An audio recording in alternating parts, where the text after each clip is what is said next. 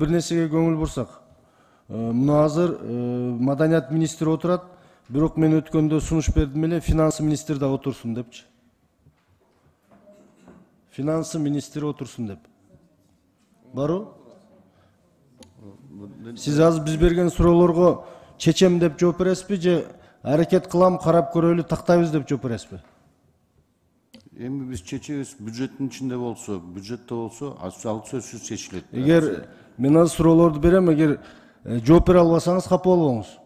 Ал өзү келиш керек эле. Экинчи нерсе, өзү бүгүнкү жыйынга Акылбек Үсөнбекович, премьер-министр, же Эдил Байсалов деген мырза келсе жакшы болот эле. Азыр биз бүт маданият министрини соккулайбыз, бирок чечүүнүн жолдорун ошол чечкичтер чечип коет эле да. Мына биринчи суроо. Кечиресиз, сөзүңүздү бөлүп койдум.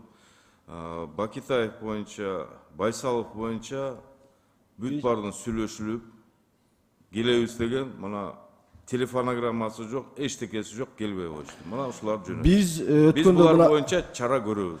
Мына азыр Эдил Байсалов мырза келбегендиги үчүн анын ишин ордун караш керек. Өткөндө эле биз сунуш бергенбиз, фракция, президентке сунуш бергенбиз. Башка тема боюнча. Азыр мына Жеңишбек Шермаматович айтып атпайбы, туризм боюнча. Ошо туризмди дагы бир туруп спортко, маданиятка, бүгүн туруп экономикага ала калып, мына ошолор кылып атат баарын.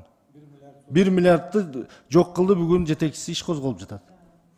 Ошону биздин фракция айткан, мынаны мындай кылбагыла деп.